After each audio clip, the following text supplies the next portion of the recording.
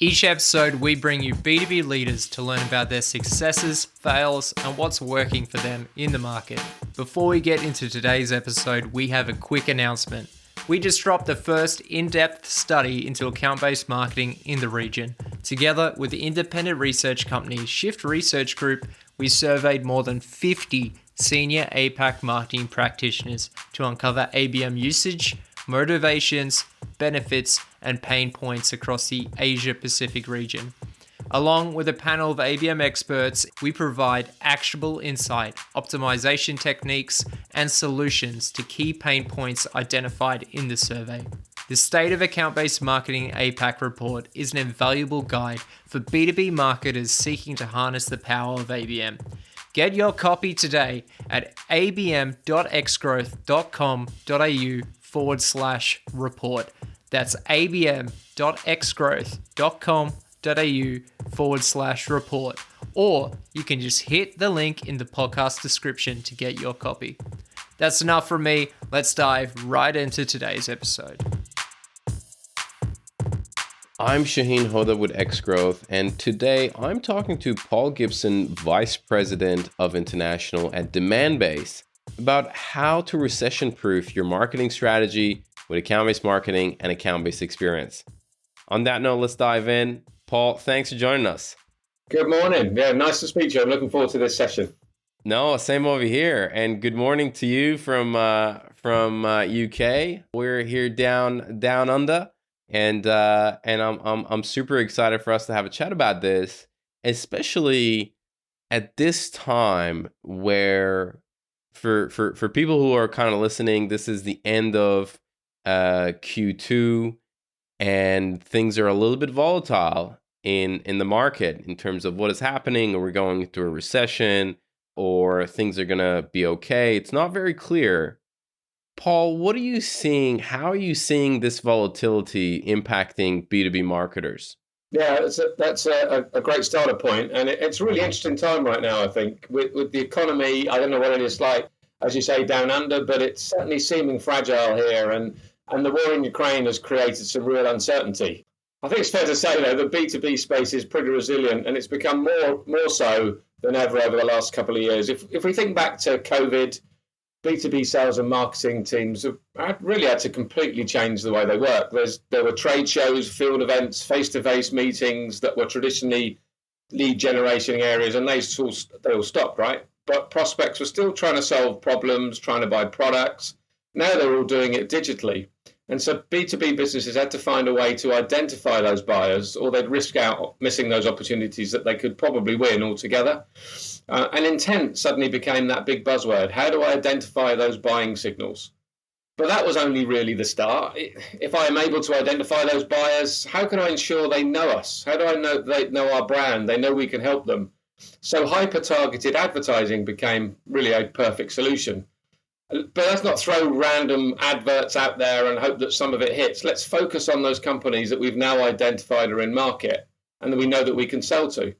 And so getting in front of them earlier than normal, which was the result of that, and actually being able to influence them at the beginning of their buyer journey, didn't just ensure those opportunities were found, but it also actually accelerated the buying cycles. So by the time they got to the salesperson, they already understood the USPs of that business, the value being offered. And sales actually got into position, they were closing deals faster. And by the way, although we're coming out of COVID, we think that behavior is now ingrained in most buyers. So the tactics have had to continue. I think what's new this year is that changing economic situation where there's lots of uncertainty, budget cuts, resource reductions. Businesses still need to sell their products and services, right? They still need to hit their numbers. So there's a lot of talk out there about cutting back things like marketing. Our view isn't you shouldn't stop marketing. You just need to get smarter about it. A simple example, it amazes me how much time, budget, and resources still wasted on companies that a business can't even sell to, in places where their ICP accounts don't go, and probably importantly, their brand doesn't really want to be seen. So, yeah, it's really interesting times. I think the world has evolved a lot over the last couple of years from a digital perspective. Now it's becoming smarter and more effective so that reduced budget, time, and resources is spent in the right places. Interesting. So, I mean, you talked about So you're obviously seeing at your end that budgets are getting cut, and you're having those conversations. Is that right?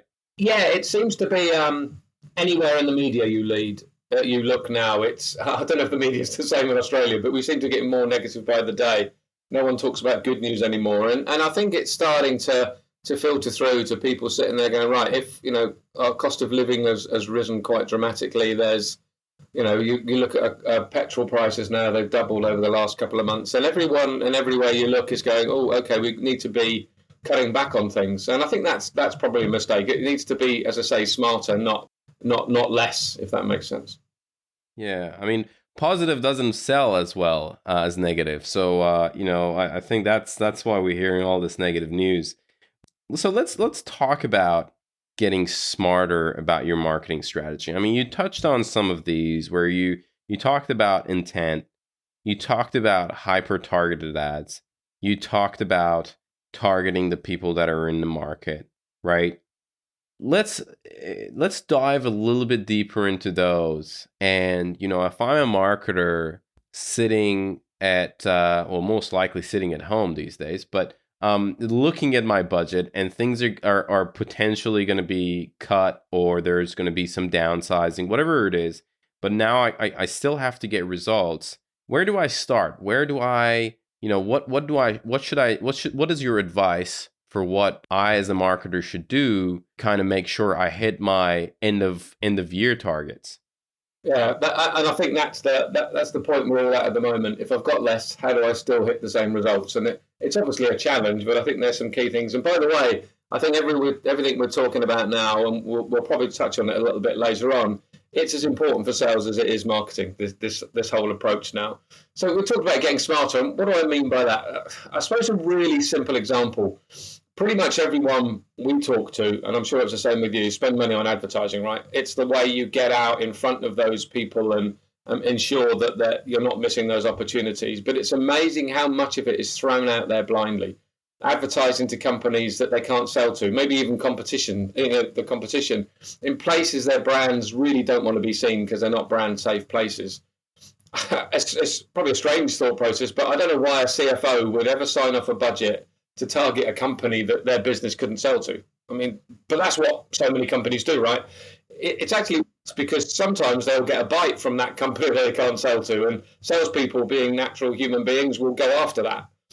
They're highly unlikely to be successful if in that particular deal, but if they are, it's a deal that's smaller than the company ideally wants because it's not a great fit, and you have to fit that square peg into a round hole.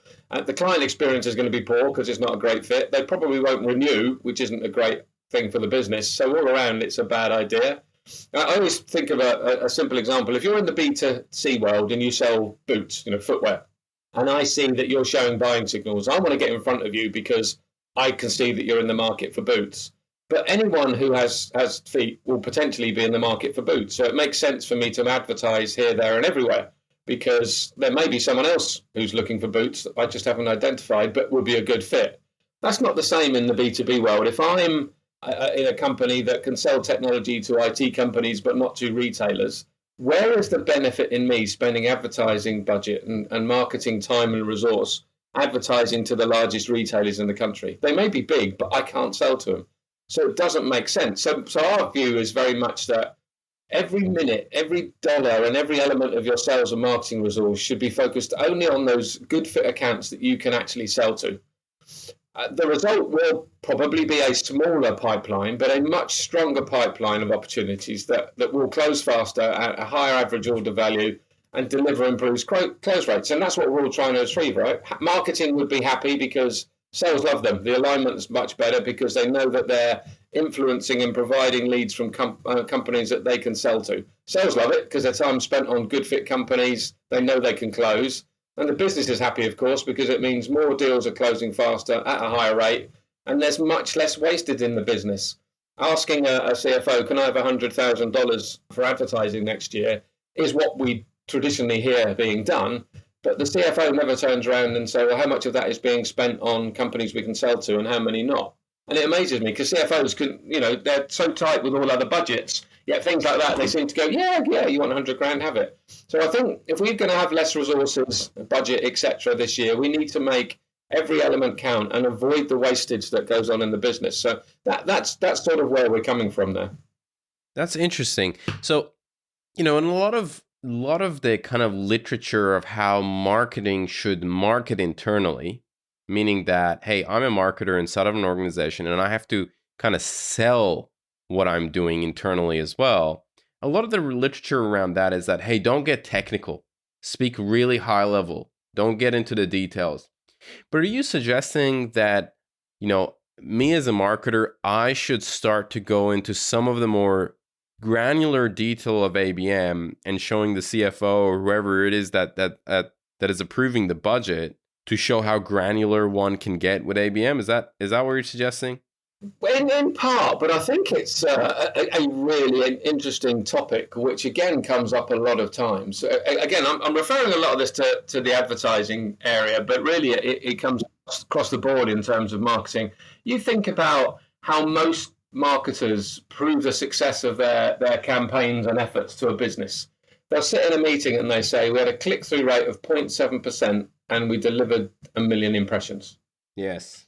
Okay, I suppose in the cold light of day, that might mean something to someone, but in reality, they are at worst hidden figures, because they're never able to say who clicked on that advert. They'll never be able to say where those impressions were delivered and who to. So if I'm a salesperson or a sales leader and I'm sat there trying to get this sales and marketing alignment going, and I've got these 400 companies that I know we can sell to, and I really want to see what the effectiveness of our campaigns is on those 400 companies. And all I get is, well, we got a click-through rate of 0.7% and delivered 1 million impressions. Does that really help me? Absolutely not. And I think a lot of that is driven from the B2C world, right? Where if you're a B2C DSP, delivering ads, the idea is I want to send as many impressions as I can to as many people in as many places as possible, because they're all working on that example I gave around boots, that everyone can buy them, so let's send it to everyone and see what happens. In the B2B world, that simply isn't the case. So saying I got a click-through rate of 0.7%, but not being able to say who clicked on it, really is the old B2C world, which in the B2C world works. B2B is, I'm not saying lazy as the word, but has got into their routine of doing the same things. And that's because primarily they use a B2C DSP. Now, as I say, by their very nature, they want to show you how many impressions they've delivered and how many clicks. That's all they care about. If you ask them, okay, well, how many of them were from our target companies, and where did you deliver those impressions? It's either they can't tell you because they're just throwing them everywhere, or they won't tell you because they know that a big percentage of that will not be from companies you can sell to. So if you flip that round and have an account-based approach to advertising, like anyone who's adopting ABM, ABX is trying to do elsewhere, you need to be able to sit there and say, right, for that company that you asked me to go after, in the last month, I've delivered X impressions. I've spent that much budget on them, but the result I've seen from that particular company is that they've now hit our website 27 times. 4 people saw that really relevant piece of content. That's now an opportunity. They're in with sales and they've had 3 meetings with sales. That is what I mean by delivering back to the business something that makes sense to the business. Sales, marketing, anyone can sit there and say, okay, those campaigns are being really effective because they're hitting those companies that we're interested in and we can sell to, and they're moving them through the sales funnel quicker than they traditionally were, etc. Right. I see your point. Paul, let's change gear a little bit and also talk about sales. I want to make sure that we cover both, because in the B2B world, as we both know, I mean, you can't really accomplish much with sales alone or marketing alone. Really, like, maybe you can accomplish some, but the combination of the two, the results could be absolutely amazing. What are your thoughts in terms of from a sales perspective, and how are things changing from that landscape right now? We talked about marketing, but definitely would be good to touch on sales as well. Absolutely. And one of the things that's changed, I think, in the last year or so is the acronym ABM. It's still around, right? But it very much seemed to focus purely on marketing. And really, that account-based approach should work with anyone in a go-to-market type role. So that'll be not just marketing, but that'll be demand gen, that'll be sales, that'll be post-sales, the customer success teams, etc. Because to the same point of view, if your account-based approach is how you're working in every element of the business, it's going to be much more successful. Now, take it from a point of view of a sales leader. If I know that my sales team can sell to, let's say they have a quite a niche product, to 200 companies out there in the marketplace, they want to know that marketing is spending all of their time, budget, and resource on those 200 companies and not wasting it anywhere else, as we just spoke about. But the result of that is phenomenal for the sales team, because if I'm a salesperson, and let's say in a cynical world, the leads I'm getting from marketing aren't really very good, they're not a good fit, they're never in market, I spend probably half my time doing my own research. And as a salesperson, I should be out there selling, not researching. So if the sales leader sits there and he sees that half the time his sales are chasing after opportunities that aren't a good fit, they're not closing many deals, they're spending a lot of time researching because they're trying to find their own stuff because marketing aren't throwing anything decent over the fence type thing, that's frustrating, right? And the result is normally, not closing as fast as we want. Deals are getting stuck. Deals that are closing aren't big enough value, so you need more new logos. The close rates aren't sufficient. So from a sales leader, if I was able to know that my marketing efforts in my teams were focusing on those companies and therefore delivering a pipeline of opportunities that are good fit in market and likely to close because they're companies that we're aware of, that's going to be fantastic. If I also know that the marketing team are getting influence far earlier in the buyer journey of those prospects, that means they're much more likely to want to engage with us. And if we've got involved earlier and are influencing from the beginning of that research, when they do become an opportunity for sales, we already understand our USPs. They understand the value we offer. And therefore, I'm going to close that deal much quicker and likely keep the value higher because I've been selling the value from the beginning. The other element, which is really important, is as a salesperson, I'll probably know 2 or 3 people in those business. They'll be critical people for us, but we all know in the B2B world, the buyer committee, there's maybe 8, 10, 12 people, and we'll never get to speak or know who all of them are. But they'll all be involved in that decision. They'll be doing lots of research on and off of our website. And it's really important for marketing to be able to identify, reach out to those people and share the same story and messaging that sales are having with those 2 or 3 we know. So when it comes to the entire buying committee making that decision, whether sales are spoken to them or not, they're on message, they understand you're a brand they should deal with, they know it's a really good fit, and therefore it's a much more higher likelihood of close. So I think this stuff we're talking about today is, obviously it's a marketing-based thing, but it's also a sales-based thing. Anyone who has a go-to-market approach should be ensuring that their business is spending all their time, budget, and resource only on those companies that can be closed. I love it. I mean, the message is very clear, right? The message is you have to get more targeted with your approach as the budget tightens. Absolutely. And yeah. So did you want to say something on that, Paul? What I was going to say is I think we've all got comfortable as marketers of knowing that we're going to advertise in this particular way and we just do it. We've never really had, maybe it's the confidence or been brave enough to really dig into it and say, is that being effective? And we should all be sitting there now and thinking, not just because of this podcast, but sitting there thinking with budgets being reduced and resources tightening and things like that. Okay, you're telling me I'm getting these click-through rates or whatever it may be. Who is it who's clicking on it? What is the result that I'm actually getting? How can I go back to the business and say what I'm doing is being successful? And if you can't get that, you need to find ways of doing it because it's no longer good enough to have those, I think people call them vanity metrics that marketing had traditionally have got on the back of high-fiving on high CTRs and things like that, when really that doesn't prove that it's anything like successful for a business. So yeah, I think things are changing. And Paul, do you see that marketers' budgets gets reduced or they need a smaller amount of money in order to target their most important accounts? Do you see a reduction in ad spend when companies kind of go down this route, or that doesn't really change?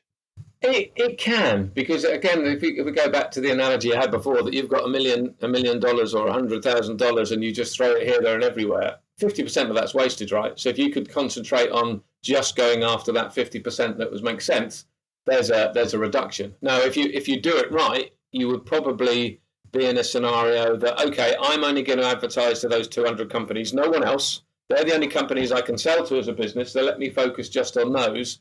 But then within that, if you see a buyer, we talked about intent signals. If you see a buyer within that organization who is showing really relevant behavior and intent signals, I actually want to bid higher to get in front of that person. I want the brand to be, known and trusted within that organization. But if there's buyers showing relevant buying signals there, I want to bid higher to get in front of them. So that dynamic advertising is hugely effective, because I can sit there and say, oh, that business is in market. Let's get in front of anyone who shows relevant signals. That person is all over that particular subject or researching, whatever it may be. Let's bid high and get in front of them. I know we haven't got time to cover a multitude of subjects, but that's a really interesting sideline, really, is a lot of people get transfixed on going after a particular persona. So I want to sell to the CMO, and I've got a message that's really relevant to the CMO. That's great. But in the real world, the CMO may be extremely busy and say to a couple of his cohorts, go and find me the 3 best, marketing automation systems, shortlist that, and then come back to me and I'll get involved. If you're waiting for the CMO to show buying signals, you may miss all of the signals coming from those other people and therefore never get on that shortlist. So when the CMO gets involved, it's too late. So you really want to be focusing down on, is that a relevant business? Are they showing relevant buying signals? And if so, get in front of them with that messaging, rather than, as I say, let's throw loads of ads here, there, and everywhere and hope some of it hits someone relevant. Got it. I love it. I love the targeted mantra that you're pushing forward, and the level of detail. Let's talk about ABX, and I specifically want to touch on what are some of the areas that you see ABX being most helpful. I mean, maybe at the beginning it would be worth defining ABX, because I think it's a term that has been used a lot more in the UK and a lot more in the US, but not potentially as much in the APAC region. So let's first, you've touched on it earlier, you mentioned ABX, but let's break it down and talk about what you mean by ABX. Yeah, and I think we can, again, keep this simple, layman's terms, I think. And I think maybe the reason ABM had some issues, certainly talking to salespeople, is because it had that M in it, right? Marketing.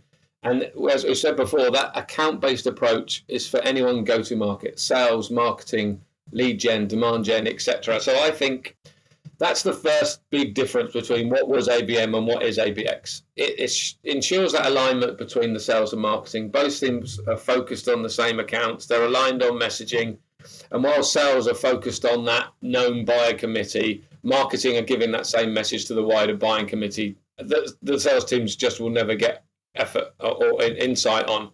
I think that's the first thing. It's aligning all of those go-to-market people. I think the second thing, which is equally as key, is the X really comes in from customer experience.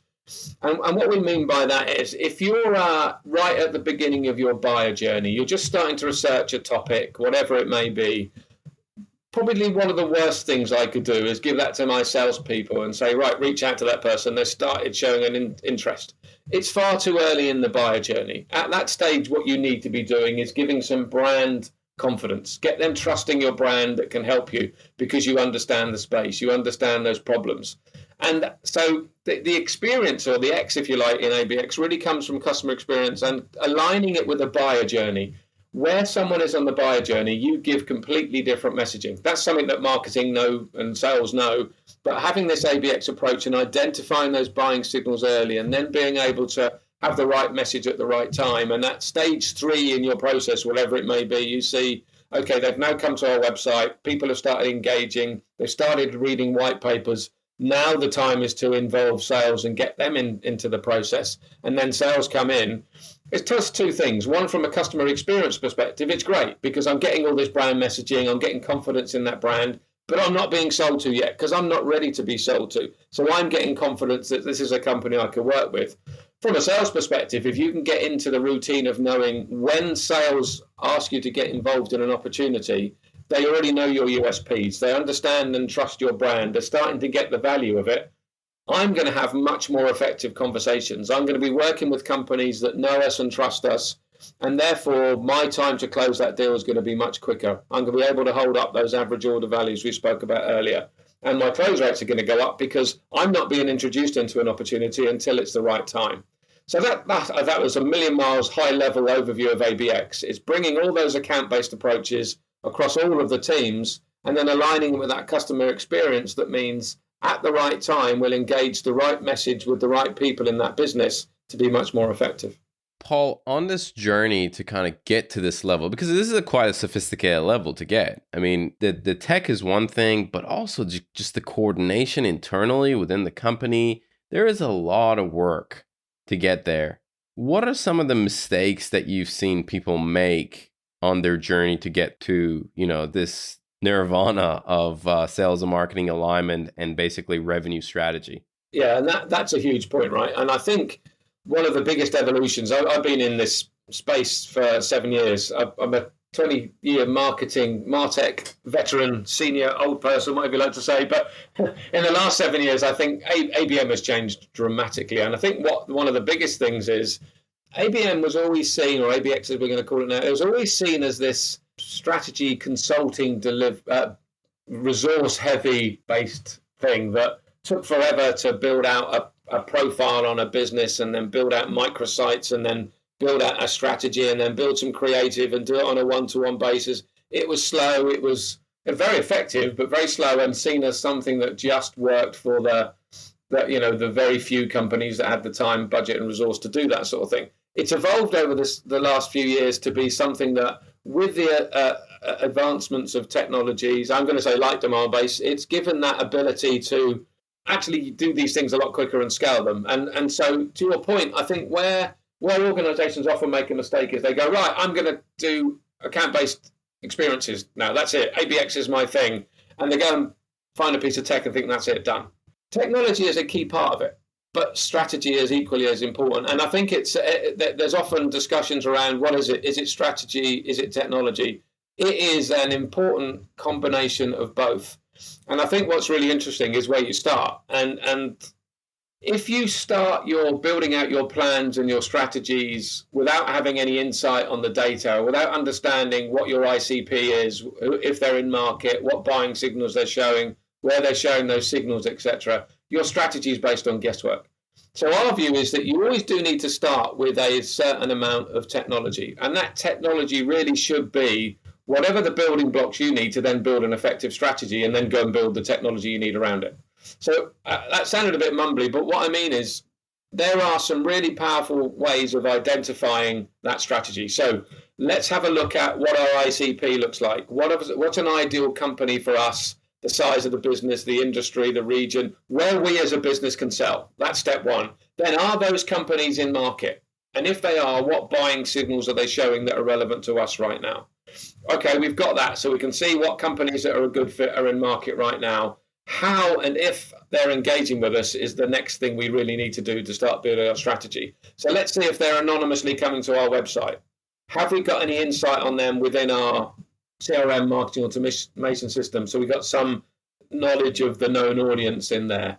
Are they replying to our corporate email? Are they talking to sales at this stage? So all of that first piece is critical really to say, okay, I now have the data that enables us to build a strategy. So if someone said to me, okay, before I do anything else, what do I need? You need that data. And to get that data, you do need an element of technology. To get the offsite intent, to get the engagement, be that with sales, with your corporate email, with your events, with your website, etc. Because then that allows you to identify. So for instance, you might say, there's 100 companies there I know I can sell to. 40 of them have never been on our website. They've never spoken to sales. They have no idea who we are. If I don't reach out to them with some relevant messaging, we're going to lose them. We're going to miss those opportunities completely. There you go. There's a strategy. Some companies that need some awareness. We need to do a targeted marketing, advertising campaign to those companies. There may be another group that are showing those buying signals and they came to your website, they came to the homepage, bounced and never got any further. Right. Okay. Well, we now need to find a way of improving that experience when they arrive on our website. So that's an engagement strategy for those companies. There may be other companies that have come to your website, they've seen stuff, they started a conversation with sales and they've gone cold. Okay, we now need to work with sales there to help them because they got to stage 3 of the buyer journey, they haven't got any further. What content do we have in our system that we can start reaching out to that business that's going to get them from stage 3 to stage 4? So it's then obviously you've got that and then you've got the strategy in place. Then you say, right, how do we advertise to these people? How do we personalize our website? And then technology comes in again. So it's really a combination of both. But I think if you try to build a strategy and a plan without having any insight on what your existing prospects, your future prospects are doing today off your site, what they're doing engaging with you on your site, with your salespeople, with email, etc.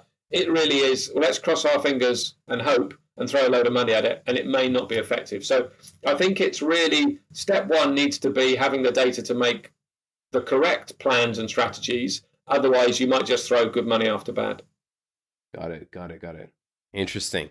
So yeah, that initial stage is really understanding that firmographic information, getting an understanding of intent, and then looking at kind of attribution of accounts, of like what is happening with these accounts that we're going after, and really build from there going forward.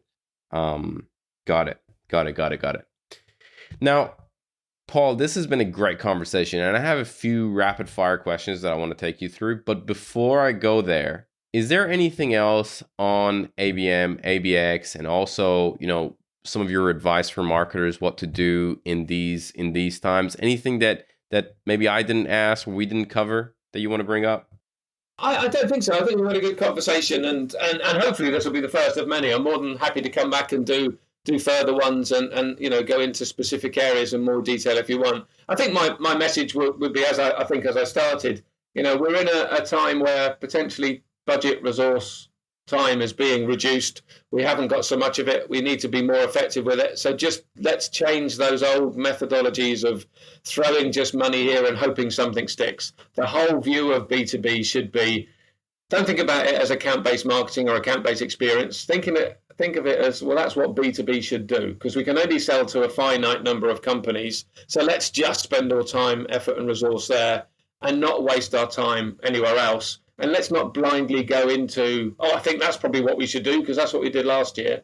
Understand the data to understand a strategy, because it's going to be much more effective and we'll all deliver better results at the end of the day. I love it. All right. First rapid fire question. What is one resource? This could be a book, a blog, a podcast, a talk, whatever it is, that has fundamentally changed the way you work or live. Paul, what do you have? Well, this obviously is a podcast series that I would ask everyone to get involved in and follow, because it's very good. Some of this evolved during COVID is podcasts, and I'm not actually going to pull out or call out any individual one, because I think there's so many different ones. Some you agree with, some you don't, but they're all effective. So I would say anyone in this space, just take the time to look at the podcasts out there and pick and choose what you like, what you don't. But it's a fantastic way when you're out for a walk or whatever you're doing, or if you've got 10 minutes spare and you don't know what to do, just dig out a podcast and listen to it, because there's little snippets. Even old people like me are still picking up invaluable insight every day. And so I won't pick out a particular one, but podcasts definitely for me are a massive source of insight. Love it.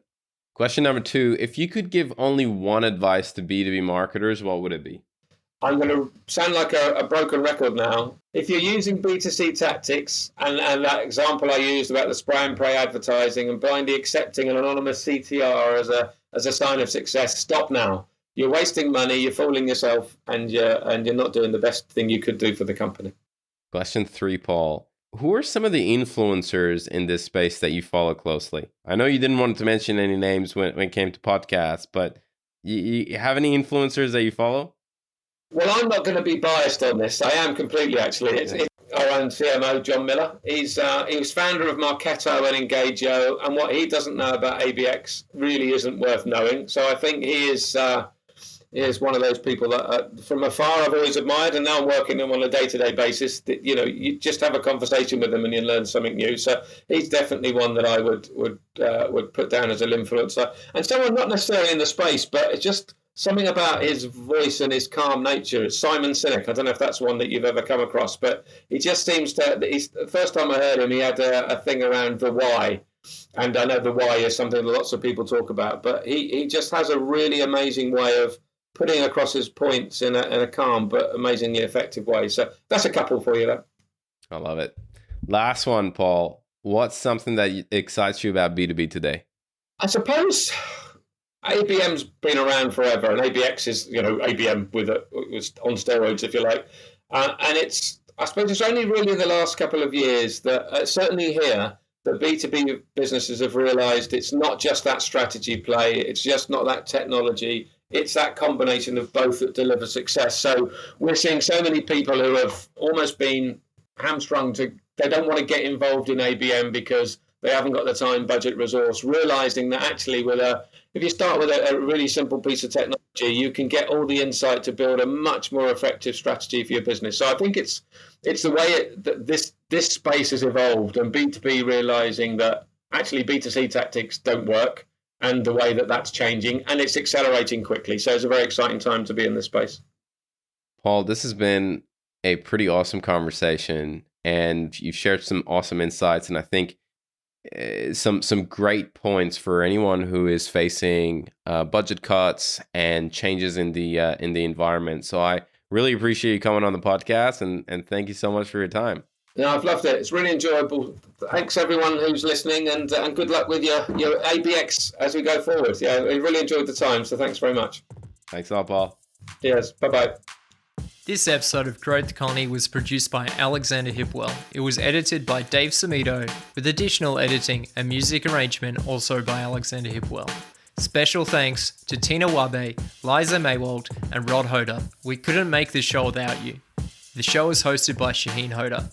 Don't forget to pick up your copy of the State of Account-Based Marketing APAC report at abm.xgrowth.com.au/report. That's abm.xgrowth.com.au/report. Or just hit the link in the podcast description to get your copy. Thanks again for all the support, and look forward to you joining us again in the next one.